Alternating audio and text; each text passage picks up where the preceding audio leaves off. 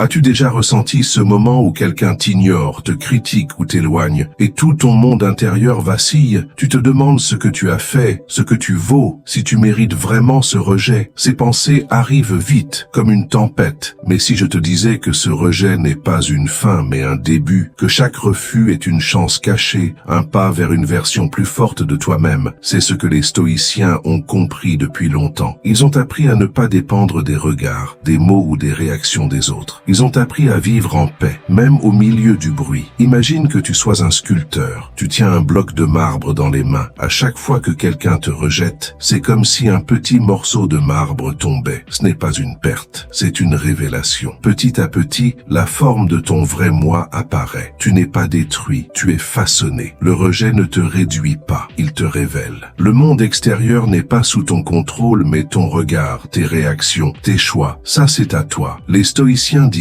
tu ne contrôles pas ce qui t'arrive, mais tu contrôles comment tu y réponds. C'est dans ce petit espace entre l'événement et ta réponse que tu trouves ta liberté. Tu n'as pas besoin de crier pour exister. Tu n'as pas besoin de prouver que tu as de la valeur. Tu es déjà assez. Le silence peut être une force. Le calme peut être une réponse puissante. Quand quelqu'un t'attaque, tu peux choisir de ne pas répondre avec colère. Pas parce que tu es faible, mais parce que tu es stable. Le calme n'est pas l'absence d'émotion, c'est la maîtrise de l'émotion. Et cette maîtrise, tu peux l'apprendre. Chaque jour, chaque situation est une opportunité de pratiquer. As-tu déjà remarqué que certaines blessures restent longtemps ?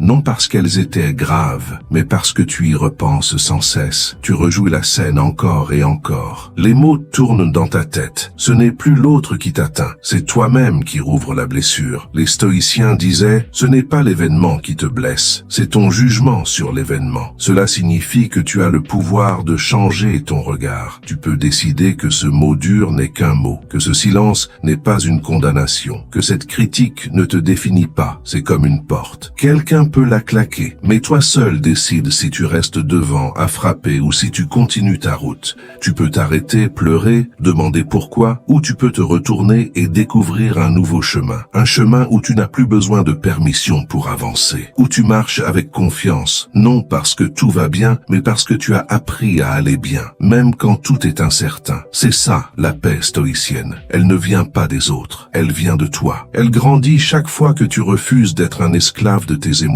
Elle s'installe quand tu choisis de rester toi-même, même quand le monde essaie de te changer. Tu n'as pas besoin de devenir froid. Tu peux être doux et fort à la fois. Le stoïcien n'est pas insensible. Il est ancré. Il ressent, mais il ne se laisse pas emporter. Rappelle-toi d'un moment où tu as été rejeté. Tu as peut-être eu mal, c'est normal, mais tu es encore là. Tu as continué. Tu as peut-être appris quelque chose. Tu as peut-être découvert une nouvelle force. Et si ce rejet que tu voyais comme une fin était en fait une purification, comme si la vie enlevait ce qui n'était pas fait pour toi, comme si elle t'enseignait à te détacher de ce qui ne t'élève pas. Le détachement n'est pas l'indifférence, c'est la liberté. C'est dire « je te respecte, mais je ne me perds pas pour toi ». C'est être capable de tourner la page sans colère, de dire au revoir sans haine, et d'aimer encore mais mieux la prochaine fois. Chaque rejet est un miroir. Il ne montre pas qui tu es pour l'autre, mais qui tu es pour toi. Et si tu regardes bien, tu verras que tu n'as jamais été brisé. Tu as été éclairé. Tu n'as pas besoin de tout comprendre pour avancer. Tu as juste besoin de choisir chaque jour d'être fidèle à toi-même, de garder la tête haute, de respirer profondément et de marcher avec dignité. C'est ainsi que tu deviens fort. Pas en frappant plus fort, mais en restant debout quand tout pousse à tomber. C'est là que commence ton vrai pouvoir. Accepter ce que tu ne peux pas changer n'est pas abandonner. C'est voir le monde tel qu'il est, sans illusion. Beaucoup passent leur vie à vouloir contrôler ce qui échappe à leurs mains, les réactions des autres, les décisions injustes, les paroles blessantes. Mais plus tu essaies de contrôler l'extérieur, plus tu perds le contrôle de toi-même. C'est comme tenter de retenir le vent avec les mains. Il t'échappe et tu te fatigues. Le stoïcien, lui, choisit une autre voie. Il regarde ce qu'il peut changer, ses pensées, ses émotions, ses décisions, et il laisse le reste passer comme un nuage qu'on regarde regarde mais qu'on ne suit pas. Tu n'as pas besoin de comprendre chaque rejet pour avancer. Tu n'as pas besoin de chercher une logique dans l'injustice. Tu peux simplement dire « ce n'est pas entre mes mains ». Mais ma réponse, elle, m'appartient. Et dans cette simple phrase, il y a une grande force. Tu arrêtes de gaspiller ton énergie dans des batailles inutiles. Tu arrêtes de vouloir que tout le monde t'aime, te comprenne, t'accepte. Tu commences à vivre pour l'essentiel, pas pour l'apparence. Et ça change tout. Tu te lèves le matin plus léger. Tu traverses les jours sans t'enliser dans chaque opinion. Il y a des personnes qui te jugeront, te critiqueront ou t'abandonneront. C'est leur choix, pas le tien. Leur comportement parle d'eux, pas de toi. Tu n'es pas le reflet de leurs humeurs. Tu es le gardien de ton cœur et il est temps de le protéger comme un trésor. Chaque fois que tu donnes ton pouvoir à une parole blessante, tu remets ta paix entre les mains de quelqu'un d'autre. Et cela, tu n'as plus à le faire. Tu peux écouter, mais ne pas absorber. Regarder, mais ne pas te perdre. Être touché, mais rester solide. Un jour, tu croiseras encore une déception. Quelqu'un ne tiendra pas sa promesse. Quelqu'un partira sans explication. Quelqu'un dira que tu n'es pas assez. Mais ce jour-là, tu ne réagiras pas comme avant. Tu ne tomberas pas dans le trou du doute. Tu te souviendras que ta valeur ne dépend pas d'un regard ni d'un mot. Tu te redresseras. Tu prendras une grande inspiration et tu continueras ton chemin. Tu es plus fort que tu ne le penses. Les stoïciens disaient que les événements extérieurs ne peuvent pas te blesser, sauf si tu les laisses entrer. C'est comme si ta paix intérieure était une maison. Tu décides qui entre. Tu peux fermer la porte à la colère, à la peur, à l'envie. Tu peux ouvrir la porte à la gratitude, à la clarté, à la sagesse.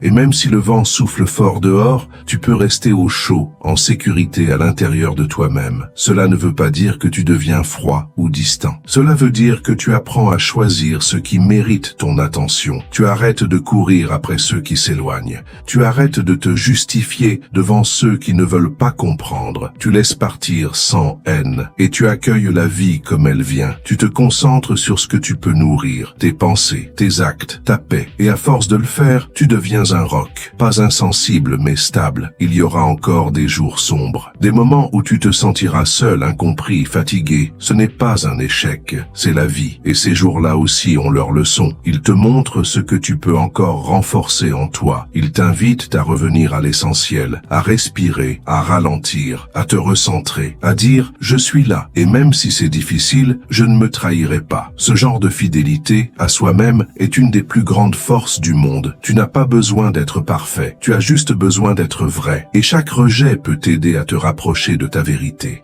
Il enlève ce qui n'est pas toi. Il nettoie les attentes irréalistes. Il fait taire les voix qui te disent que tu dois plaire à tout le monde. À la fin, il ne reste que toi tel que tu es. Et tu te rends compte que c'est assez. Chaque fois que quelqu'un t'a tourné le dos, tu as survécu. Chaque fois qu'un projet a échoué, tu as appris. Chaque fois que tu t'es senti seul, tu as trouvé une force cachée. Alors regarde-toi maintenant. Tu es debout, peut-être fatigué, peut-être blessé, mais vivant. Et c'est déjà une victoire. Tu n'es pas ce que tu as perdu. Tu es ce que tu fais de ce que tu as vécu. Le vrai courage, ce n'est pas de ne jamais tomber, c'est de se relever encore et encore, avec douceur et foi, de dire « j'ai été blessé mais je ne suis pas brisé, j'ai été rejeté mais je continue à aimer, j'ai été mis de côté mais je garde le cap ». Le stoïcien n'est pas celui qui n'a jamais mal, c'est celui qui transforme chaque douleur en force tranquille. Il y a une douleur que beaucoup connaissent, mais que peu osent de nommer, celle du rejet amoureux, aimer sans retour, offrir le meilleur de soi et recevoir le silence, espérer et voir l'autre s'éloigner. Ce genre de blessure touche profondément parce qu'elle parle d'attachement,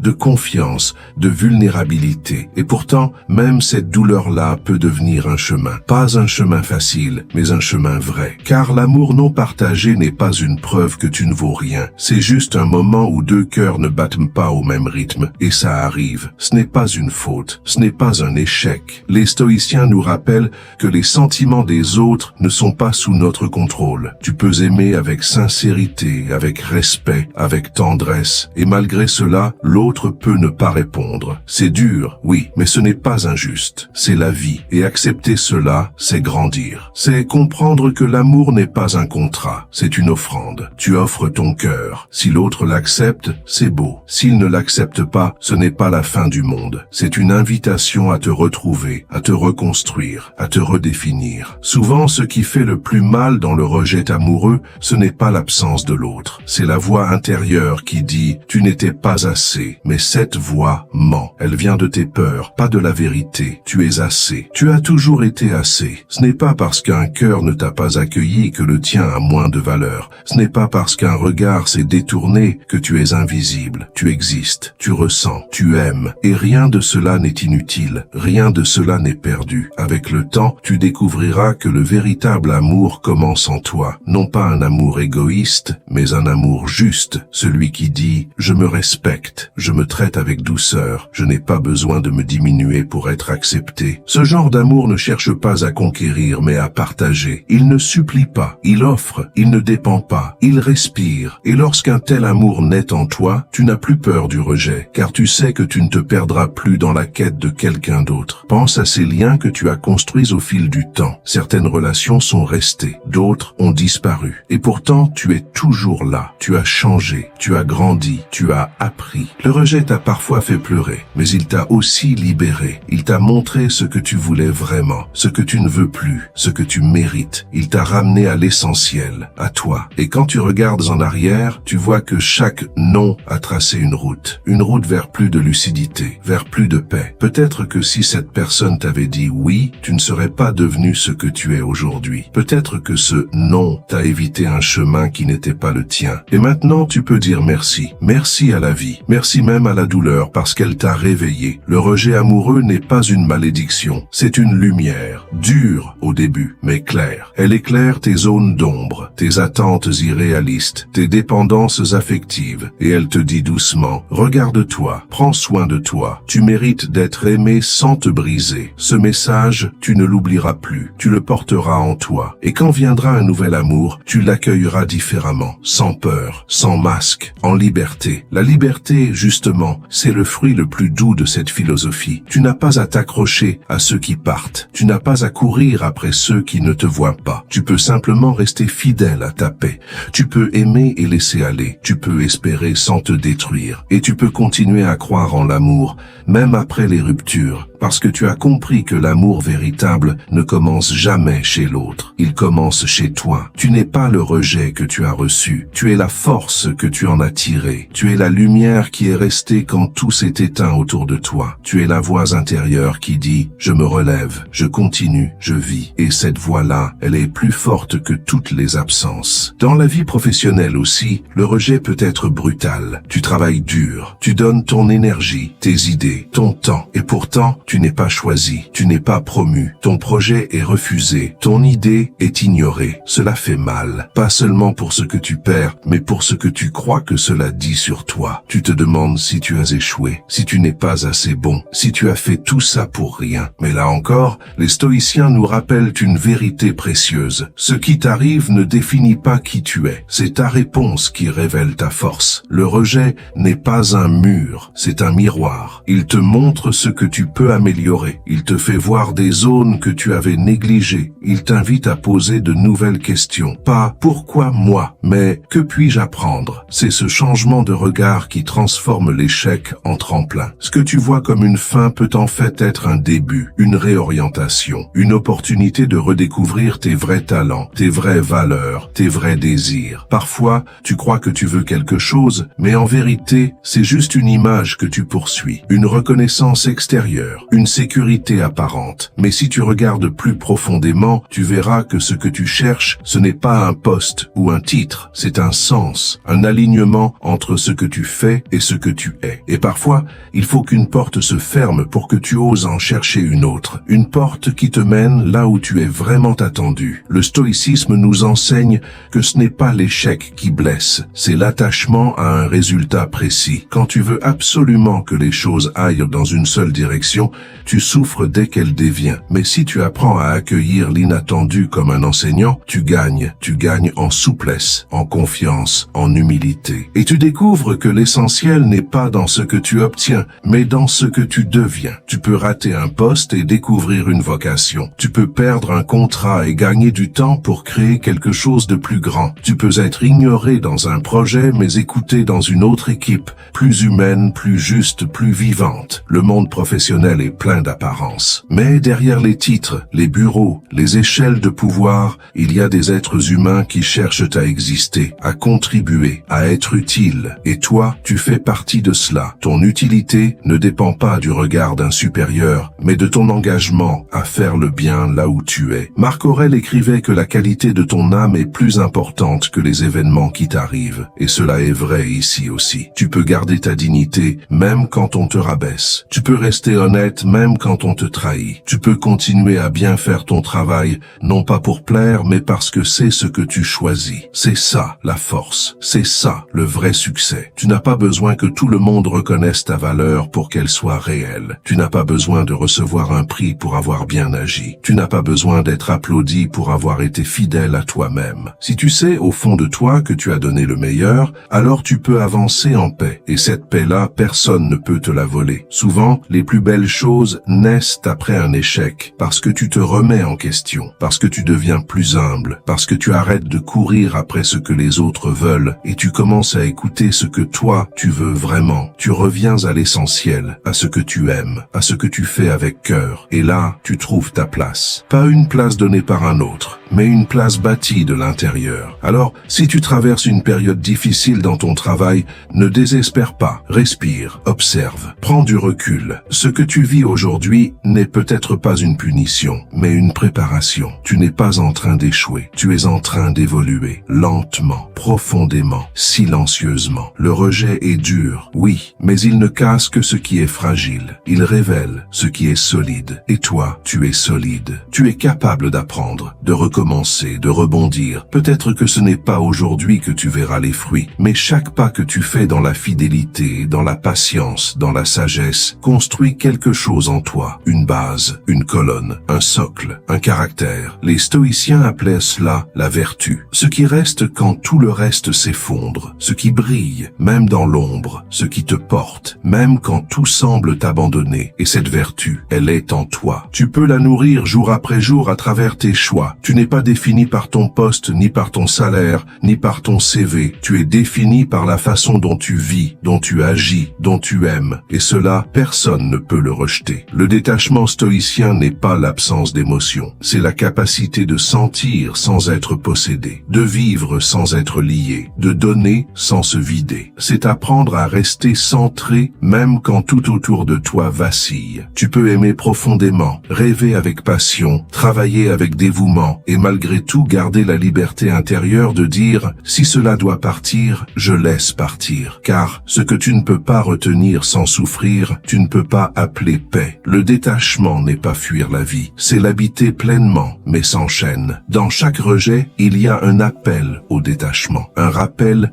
que rien n'est garanti, que tout est passage, même les liens les plus forts, même les projets les plus beaux. Cela peut faire peur, mais cela peut aussi libérer, car quand tu comprends que tout peut changer, tu apprends à t'ancrer dans ce qui ne change pas, ta sagesse, ta droiture, ta fidélité à toi-même. Tu deviens comme une montagne, les vents soufflent, les saisons passent, mais tu restes debout. Il y aura toujours des situations où tu sentiras la tentation de céder à la colère, au ressentiment, à l'amertume. Mais dans ces moments-là, souviens-toi, tu peux pardonner. Non pour l'autre, mais pour toi. Le pardon, chez les stoïciens, est un acte de souveraineté. Ce n'est pas excuser, c'est libérer. C'est dire, je choisis de ne pas porter ce poison plus longtemps. Chaque fois que tu pardonnes, tu allèges ton fardeau. Tu fais de la place pour la paix. Tu reviens à ton centre. Et ce centre est sacré. Il ne dépend d'aucune circonstance extérieure. Tu peux tout perdre autour de toi, mais si tu gardes la paix dans ton cœur, tu n'as rien perdu d'essentiel. Car la vraie richesse est intérieure. Elle se construit avec le temps, la pratique, l'écoute. Ce n'est pas un trésor que tu trouves,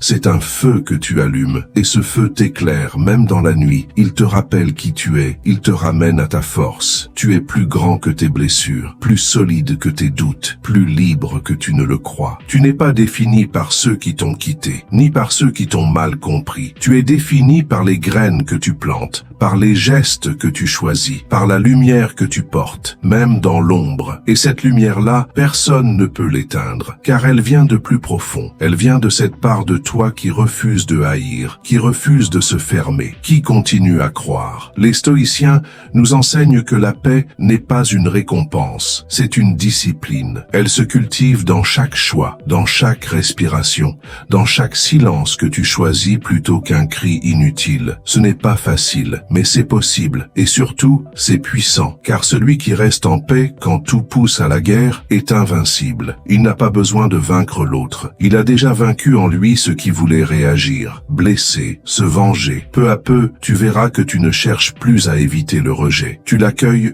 comme une étape. Tu n'attends plus l'approbation, tu avances sans elle, tu n'espères plus que les choses soient parfaites, tu trouves la beauté dans ce qui est simple, présent, réel. Tu regardes le monde non plus comme un terrain de combat, mais comme une école, et chaque personne que tu croises devient un miroir. Chaque difficulté une leçon, chaque perte une purification. Ce regard transforme tout, il te donne des ailes intérieures. Tu n'as plus besoin de courir, tu marches, droit, calme, entier. Et cette marche est une prière. Chaque pas dit « Je suis là, je ne fuis plus, je vis ». Et dans cette présence, il y a une paix que rien n'égale. Tu ne vis plus pour prouver, tu vis pour être, et cela suffit. Tu n'as pas besoin de beaucoup pour être heureux. Tu as juste besoin d'être vrai, fidèle à toi-même, aligné avec ta conscience. Et chaque fois que tu reviens à cela, tu sens une chaleur, un apaisement, comme si l'univers lui-même disait « Oui, c'est ce chemin ». Et ce chemin, c'est le tien. Tu n'as pas à le comparer à un autre. Tu n'as pas à le justifier. Tu as juste à le vivre avec courage, avec douceur, avec foi. Alors, répète ce mantra simple chaque fois que tu en as besoin. Je suis plus fort après chaque rejet. Laisse ces mots s'imprimer en toi. Ils ne sont pas une illusion. Ils sont une réalité que tu incarnes déjà. Chaque fois que tu t'es relevé, chaque fois que tu as continué, chaque fois que tu as choisi la paix, tu es déjà en train de devenir ce que tu es destiné à être. Un être libre, un être digne, un être vrai. Et maintenant, partage ton chemin, raconte ton expérience, montre que la résilience existe, que la paix est possible, que le rejet peut devenir un tremplin. Crée une chaîne de force, de courage, de lumière, car plus nous sommes nombreux à vivre selon ces principes, plus le monde change autour de nous. Le stoïcisme n'est pas une théorie ancienne, c'est un feu vivant, et ce feu brûle en toi.